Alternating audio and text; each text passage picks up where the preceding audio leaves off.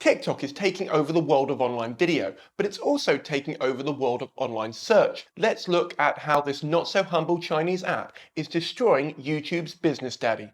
Google. Part 1. Google versus TikTok search experience. When you Google a product, service or experience today, you get 3 types of search results. Brands that can afford to pay Google to show up first, brands who have mastered SEO and followed the rules of Google's algorithm, and affiliates that make up their own rankings and charge for visibility and clicks. None of these results are made for the user, and there's no real quality control. Once more for the people at the back. These results are a product of whoever has the most money to shout through all of the noise. The best search engine optimization is not actually the best, it's the brand that's paying $50 for your click, or $1,000 a month to an SEO firm to keep their site on the front page of Google. There's a saying in SEO, the best place to hide a dead body is on the second page of Google. Google's search results used to be useful, but it's been bought and sold so many times that now it's down to budget rather than quality. This erodes our trust in Google's search results. TikTok's search algorithm dictates what content you see in the search results, but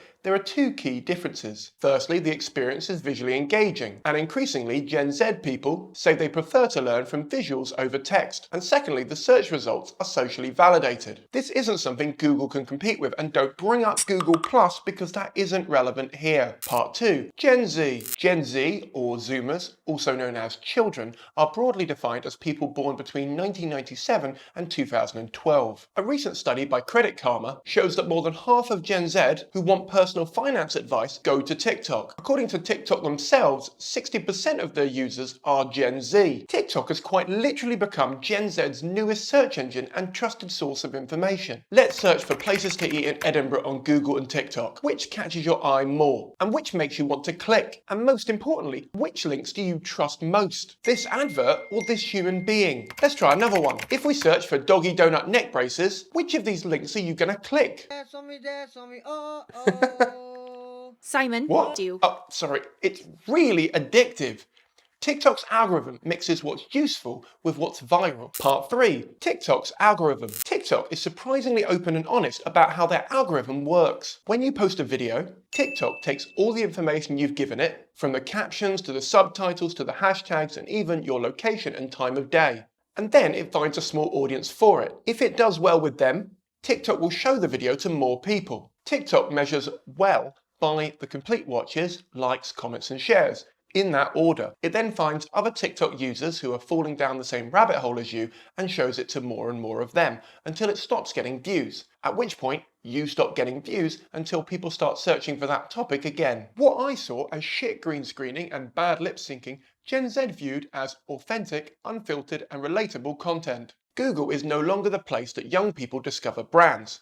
People talked about how Instagram and Facebook were going to ruin search as we know it, but by being the everything for everyone, they've gone too far and have too many audiences on their platform, as well as too many different types of content. I've done a full video on why context collapse is causing social networks to become toxic places to have any reasonable conversations, which is linked below. As a result, Instagram and Facebook are off-putting for people trying to find content, and it's near impossible to build a following from scratch without a massive marketing budget. TikTok has solved this problem by focusing on their algorithm and a single form of content. Part 4. Where Instagram went wrong. Yes, I know this video is meant to be about Google, but I think it's worth looking at where other social networks have gone wrong. Instagram decided to focus on aesthetically pleasing content, something which has impacted the mental health of teenage girls all over the world. TikTok went in the opposite direction, creating a platform that makes it as easy as possible to create content, valuing the content over the actual quality of that content. Why did I decide to dance during this bit? I can't dance! Things that are underproduced and budget friendly are what TikTok is known for. So now, if you have a thought or want to share a daily vlog or an idea,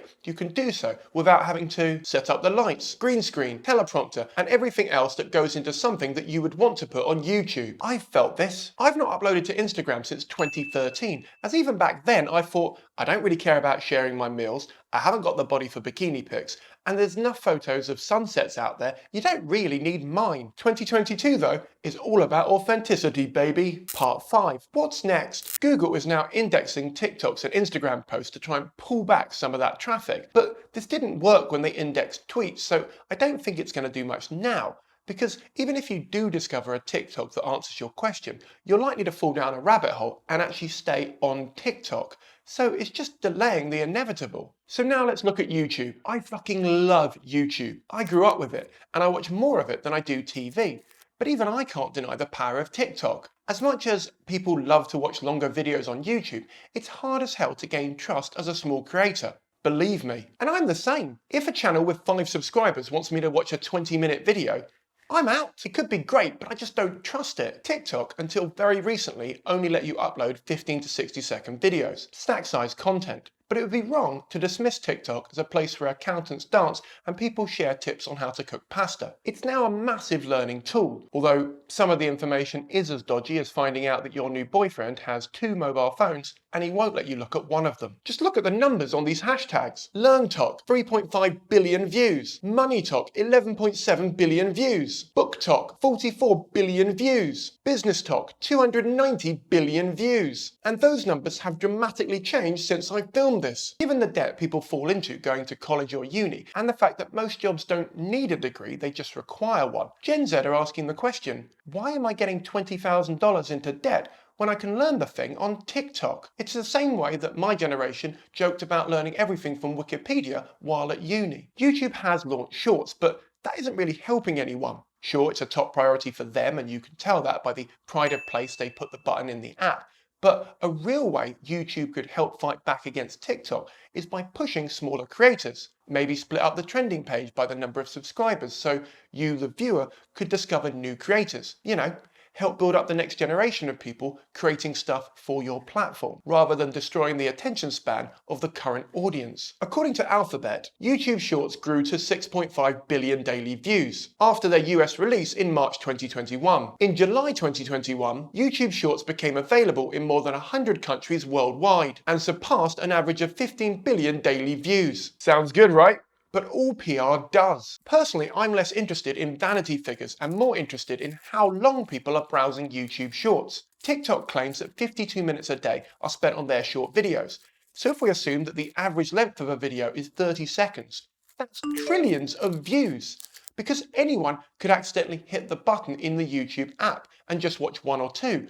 But is this helping creators gain new subscribers? Is it building a sustainable audience, or even creating new niches? If it is, show us it is. Creators want a trending topics page so we can see what people are searching for to make more content for them, which would benefit YouTube in the long run. Show us what's hot right now in our area, and not just the singles who want to meet us, because they never do. ByteDance founder Yang Niming said, "We designed TikTok to be a global product, but we always planned for the content to be localized." I also passionately think that YouTube have a community that want a type of content, and by offering them something else that another platform does better is only the road to ruin. But what do you think? This isn't just a video, it's a conversation. Do you think Gen Z will continue to trust TikTok more than Google going forward?